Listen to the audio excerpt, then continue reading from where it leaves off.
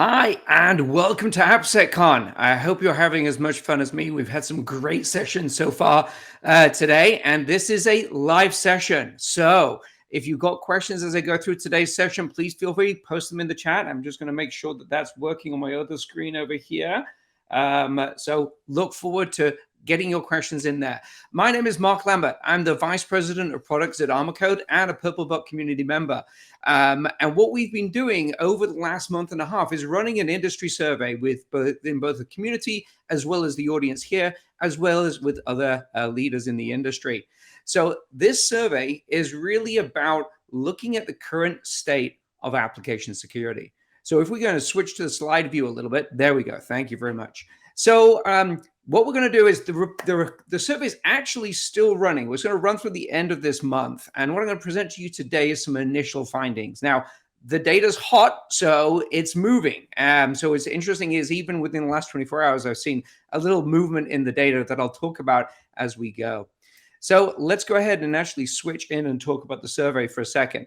So as I said, this survey is live. We are the QR code here on the bottom right, as well as the link at the bottom is actually where you can get access to the survey.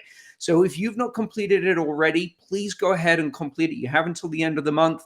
And you also have the opportunity of winning a number of great prizes that we have available for those that are submitting into the survey. Now, once the survey is closed out, we're then going to be very quickly packaging that up, and we're going to make it available for digital download at RSA during the first week of June. So let's talk about what we've found in the survey and where we are so far. Okay, so so far we've got a little over 440 respondents. So we've gathered data from across not only security teams, but also development teams as well, because really development teams are a key stakeholder in the success of application security. We've also taken data from leaders as well as practitioners, because really we want to get a from the ground view as well as a leadership view as well. We're sampling both, not just North America, but globally, although I will say that North America slice of the pie is growing as we're gathering a second round of information. And we're looking at people with various states of maturity of their application security program. This gives us a way of being able to really interestingly segment the data, identify what a leader looks like or an overachiever in the industry, and start pulling out patterns and seeing what things are that they're doing to really ensure that they have AppSec success. So let's get into kind of some of the things and some of the findings that we've had within the report so far. Out of the respondents, over 42% of the respondents say that they have unmanaged risk in the portfolio. So what does that mean? That means that we've got vulnerabilities that are out in the wild, out in production. So when we start looking at that a little deeper, let's ask the question, is like, how often do critical or high severity vulnerabilities make their way into production environments? Now, really, you could start to say, well, about mediums or lows, but let's move those to one side. Let's focus only on critical and high. Now, one of the interesting things for me when I was looking at this data is that over 25% of respondents are either saying in every release, or even a little bit more concerning is, I don't know, which really means that we're lacking the visibility into our process. And we all know, as Phil mentioned in the keynote today, software is the business now. So if we don't know what our current position is, that represents a significant risk to not just the organization from a security perspective, but also from a business perspective as well. Now, also, when I think about this, I want to know, okay, well, this is an opportunity for us to identify what a leader looks like. And this is what we've used to segment the data. And put things into the chat. If you'd like to know questions from this data as I'm talking through it, I might not have the answer for you today, but that would be great questions to ask me. And we can start putting that into the final report as well. So what does a leader look like? Well, we've defined a leader in this data as somebody that never releases a critical vulnerability and never or rarely increases a high. This only represents 7.6% of respondents. So I think that's a really good way of identifying the top 10%. Obviously, it's a little tighter than the top 10%, but it gives us an interesting way of starting to look at what they are doing to make sure that they're correctly protecting the business. Now, one of the things that we know we're all being pushed towards is to push software out as quickly as possible. And over 63% of the respondents agree that shipping fast takes priority over shipping secure. Now, this is a dangerous thing, right? Especially if we're in a critical facing customer application that has access to sensitive data or even critical business functions. So let's dig into this a little bit more. What does shipping fast mean? So how long how fast are we releasing software? And you can see here in the chart here on the left hand side that a little over 50%, so is that about 57% of the audience are releasing every 2 weeks or even more frequently than that. So if we look at the level below, we can see that continuous represents about 13%, through to daily represents about 21, 22% of the folks that are surveyed. That's a pretty aggressive time schedule when you think about where we've matured from a security perspective, being a traditional waterfall gate at the end of the process. So, if you're releasing that fast, then you should be mitigating the results within the appropriate time frame, right? Well, actually, no. What's your typical remediation time for a critical finding or for a high finding? A critical, many people are fixing within 24 hours. That's good, right? It's what I would expect to see, and same's true with high. Now, also, interesting thing that comes out of the data here, as you can see that when we're talking about, we've broken this down into basically phases of remediation, right? So, high level of remediation of 1 day for a critical, quick remediation for a high would be 5 days. Interestingly, you can see that there's this difference here where most people are a larger proportion of people are trying to remediate highs within 5 days, which is a good trend. But what are our leaders doing? Well, the interesting thing that came out of this data for me was a leader never releases more often than weekly. Everybody that was releasing faster than weekly was releasing with vulnerabilities, critical or highs into production, which represents basically to me that a release schedule more frequently than weekly is highly risky, and actually most common around our leaders was that they were doing a release every 2 weeks, giving us the ability to be able to respond to the business and be able to ensure that we're delivering functionality, but also the ability to be able to respond to critical zero-day attacks. So the ability to be able to get a response within an appropriate time period. Now, more questions have come out as I've been looking at the data that I would love to ask. But whenever you're creating a survey, you have to make sure that it's consumable. So the survey is about 22 questions, takes on average about 12 minutes to run through those questions. So again, if you feel that you represent a different persona, please go ahead and fill in that survey. You'll get the link again at the end of the session today. Next thing to highlight. Application security tools embedded into the DevOps pipeline is the #1 AppSec initiative. Not a surprise, okay? So usually that's the place where we start. Let's take tools and technology and plug it in. We're going to talk about why that's not the right thing to do on its own in a moment, but what types of techniques are being leveraged. And this really was very interesting to me.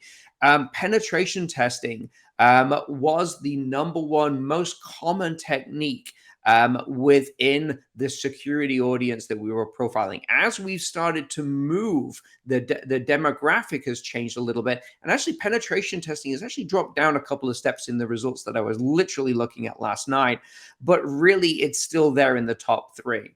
Now, when I look at leaders, SAST, DAST, pen testing are core capabilities. Every leader is using those. Then over 80% of those leaders are leveraging SCA, but also bringing in information from their infrastructure. And I think this is also a really interesting trend because as we start talking about application security, it is expanding beyond just the concept of the code. So SAST is often the technique that many people leverage when you're thinking kind of shift left. I'm seeing a definite trend towards SCA as really being that first class citizen as well. But bringing that data in from infrastructure is a key element for us to be able to get a complete view of our application security posture. Now, what tools are used? So we asked a couple of different questions on this. We asked questions around tool selection, and we asked questions around the actual tools that were being leveraged. Now, Burp Suite is a very popular DAST pen testing tool, so not a surprise that that one is a big one. But one of the things that really popped out to me is there was really no consistent SAST tool that was used across the audience, especially when we were looking at leaders. So leaders and the overall audience were very similar when we looked at the tool chain. There was a lot of things where people were using different types of SASTing tool. You're using application security posture management like Armor Code or Code DX, but then also leveraging some of the tool suite providers like Microsoft Focus or Synopsys. Now, when we look at tool selection, there's a very clear trend. That very clear trend is best of breed. So basically using a different vendor for a different tool versus a portfolio approach, buying everything from one vendor. And this was mirrored when looking at the leaders. So leaders really focus on either building their own and assembling with open source first and building that way, or going with the best of breed approach. Basically saying, I'm going to assemble my own portfolio of tools, and then I'm going to bring those together into a centralized process. And this was another key message that resonated within the audience. 86%, over 86% of respondents agreed that security tools are interchangeable. It's the process that's important. And what kind of processes, what kind of practices are being leveraged within the team? So obviously, we already talked about application security tools integrated into the DevOps pipeline. That is number one. It's number one across all the different profiles that I was building out within the sample data. Interestingly, secure by design practices is number two. This is something that traditionally I've seen development teams struggle with, not really understanding secure by design methodologies, not leveraging threat modeling because, again, they don't understand it. And this is really where you start to really lean on other mechanisms like role-based security education to try and build awareness, security champions, which we were discussing in the chat in one of the other sessions as well. Interestingly, security gates controlling the release of software into production. Around about 35% of respondents said that they use that practice. That's actually a little higher than I expected. And I'm further yet to segment the data to see if that's industry specific, because I've seen organizations struggle with getting acceptance of that. And one of the things that you really want to be able to do there is actually control it further and say, security gates only for critical violations, for example. So again, another piece of data that we're going to start pulling into the final report. When I look at the leaders, it's very similar to the broader audience, although code reviews of all committed code before releases is the clear number 2 slot for the leaders. So yes, embedding the tools, which makes sense, right? Because the tools are going to give you quick feedback and be able to help you identify those vulnerabilities as quickly as possible. And then code review of all committed code before release is just a really solid development practice for the team to be able to ensure that they're keeping the code clean as they go, so you're not bumping up a bunch of backlog or debt as you go out into release. And then secure by design practices came in at number 3 for the leaders. Now, we touched upon the concept of security champions in one of the prior sessions. And initially, I was actually surprised to see that security champions was so far down on the list. But the more that I talk to folks, the more that I realize that really security champions is a difficult program to scale within an organization. Because what you have to do is you have to identify those which are intrinsically motivated. One of the things that I've seen as a trend is moving towards more of a partner within the development team, basically representation at the table, who you focus your efforts with, and really focus the cross-team collaboration and communication. Some folks are branding that as security champions. Some may call them security. It's a security coaching practice. Partners, liaison is the term that was in the chat during the DevSecOps presentation earlier. And I think that's probably the right way of looking at this. So as we move forward, probably with the next iteration of the survey, we'll kind of like reframe this a little bit. But the key reason for looking at security champions, partners, liaisons, whatever they are, it's all about scaling my team, because we all know that we don't have enough security engineers versus the number of people in the development organization. And that speed of delivery is just generating way too much data. So that leads us to the next kind of round of questions, if you like. How are teams structured and budgeted from an AppSec perspective? Now, there's a great session later today as a panel discussion that's with myself, Maria Schrenger, and Jyothi from Fidelity, where we talk about how to build a winning AppSec budget. And really, it's all about aligning to the business, but it's also how do I structure it, and how do I go to the table and ask for money? One of the questions we asked during the survey is, how do we expect the AppSec budget to change over the next 12 months? And bearing in mind, this survey is being run right now, meaning that we have, the current economic turmoil being built into the conversation. And I was actually expecting, when I was looking at the trending over time, this to become more conservative as we're getting towards the end of the survey. It's actually not. It's very, very consistent. And as you can see here, about 65% of the audience expect their budgets to increase over the next 12 months. And then, if we're taking it to no change, we're right up there, close to 100%.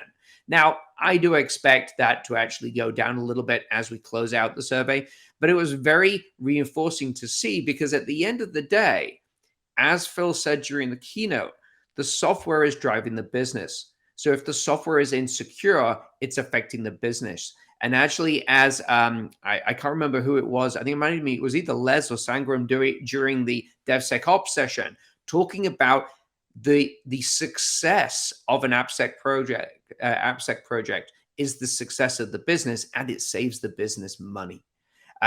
So that's also another great discussion around this, which can help from a budget perspective. So, but once I have budget, how much budget should I be asking for? And this is varying very wildly within the different segments. So we did some statistical analysis and trying to kind of like pull out what are the trends. Now, I believe there's some industry specific segmentation that we need to do as well as we go into the report. As I said at the beginning, we've focused on across a number of different industries. The top 3 industries that we have within the report today is telecommunications and technology, it's financial services, and it's healthcare and pharmaceutical. So it'll be very interesting as I segment that data out further to see kind of like what the release cadence, what the structure of the teams are as well. But when I look at the size of the AppSec team, the ratio of developers to AppSec team members, the average is about 90-1, which is consistent with other data that we've been seeing over the last couple of years. Around about that 100 mark does seem to be the average ratio. The maximum was 500-1, which was very interesting because that is a very high ratio. I have seen organizations do a 100, 200-1 and effectively scale that. Normally, when you get into the 300 and above, you run into challenges with keeping up with the pace of delivery, so your release frequency goes down. Again, another great question that we'll be looking to answer further as we start digging into the data. Interesting thing here is with leaders, the optimal number from the point of view of the leaders within our data was about 50 to 1. Now, only some of those are leveraging security champion programs. So again, that's another segment of data to start looking at the effectiveness of scaling and understanding how we're able to scale the teams and scale the impact of the teams through a program such as a security champions program. How are AppSec's teams budgeted? So we asked the question, are basically combining tools, education, AppSec engineers all into one big bucket. Typically, folks have difficulty sizing and understanding kind of like the total round. So, by just throwing everything into one bucket helped us really kind of like understand the broader budget question. So on average, we see about $7,000 per developer being spent. The most common ratio is about $5,000. However, interestingly, the leaders were able to bring that down to about $3,500. And when I look at the other data associated with the leaders, it's really around how do we leverage automation? How do we leverage the process rather than by throwing more people at the problem or just more bottom line tool purchases. So let's talk about the future though. Let's talk about what the plan is for the next 12 months and what are the challenges that organizations face. And certainly the number one challenge is very clearly identified as being able to hire qualified application security engineers.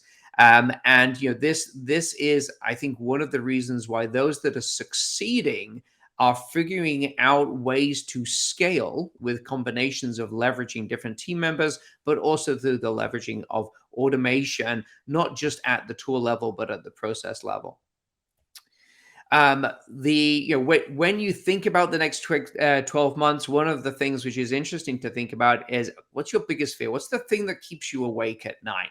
And data exfiltration was number one, but very closely behind that was system downtime due to a security event. So data exfiltration is a big challenge, especially when I'm thinking about something like payment credit card information, PII. Having the data extracted has a very clear business cost. We have fines that we have to pay, and then system downtime obviously has a big customer impact, but also potentially a PR nightmare as well. Now, when I talk about the challenges that the respondents have for building a successful AppSec program, as I mentioned earlier, hiring qualified resources is number one. Disconnected systems and processes. So, we got a bunch of automation, but we don't have a way of bringing that automation together. We don't have a way to be able to operationalize the process. That's the number two challenge. And then interestingly, and this has come up in other surveys at different levels, is this poor collaboration between teams, meaning your development and your security teams, which is, again, another reason why leveraging a security champion, partner, liaison, whatever we want to call it, program gives you a seat at the table where you're not an adversary, you're a partner. And I think that in the session earlier about building a security culture is a key element to really ensuring that you're going to have AppSec success and protect the business. And then what are we going to focus on over the next 12 months? Well, automation of critical AppSec workflows was the clear winner. And I think that for me is directly correlated to not being able to get enough staff. Not able to be able to find the resources that understand the space. And when you have those resources, you have to make them as productive and frankly satisfied as possible, because what you really need to do is build cohesiveness within the team. So automation of critical AppSec workflows is really kind of like, I think, a very clear objective for many. So being able to streamline triage and remediation workflows so we can get those remediation times back down into a manageable area given our release schedule.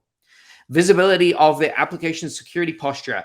Interestingly, these line right up with the top 3 challenges for an AppSec program, right? So you might have a lot of data from your tools. Everybody was saying that they have AppSec tools to integrate it into their pipeline.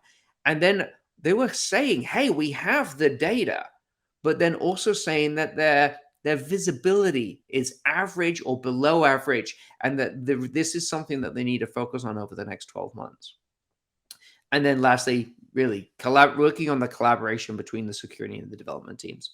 I think this has come up time and time again, and we know that especially when you're talking about application security, you know, a security engineer can't necessarily fix the problem because it requires a code change. Now that infrastructure is code or is implemented as code, it's dynamic, it's available on demand. You also need to be able to change code to change the infrastructure. And at the end of the day, that's the development team. The impact of those code changes is much more significant than just the individual vulnerability. So that cross-team collaboration and communication is definitely a key element. And the data has kind of proved that out. So that's it. That's my initial findings. As I say, we're still working on the data, and we've still got more data coming in. If you have not filled in it yet, please scan this QR code, type this link, send me a link to and I'll point you to the survey. And then what we'll also be doing is we'll actually be sharing where you sit with the others in the industry as well. So you don't have to give your information at the end of the survey. You can make it truly anonymous. But if you give the information at the end, we'll be able to share with you where you sit on the spectrum. And also, it'll enter you to win one of these fantastic prizes. Okay, so I hope that was great. I'm just looking at the chat here on the side. So this deck will actually not be available. The recording is available, but the report will be available. So if you submit the survey, you'll get a copy of the report. These findings, as I said, it's in flux. The data is still coming in, and even between me preparing the slides and then me reviewing the data again late last night, I saw a couple of slight changes in the trending. So it'll be really interesting to see where we're at. All right. So, okay. I think we've answered everything in the questions. So, as I said, if there's something which you are hoping is like, well, I really would like to understand X within the market and where I sit in the industry, please just send me a LinkedIn, because these are the questions that I'm pulling out right now as I'm building the survey. So, with that being said, I think I've talked for long enough. Thank you very much. Have a great rest of AppSecCon, and I will see you very soon.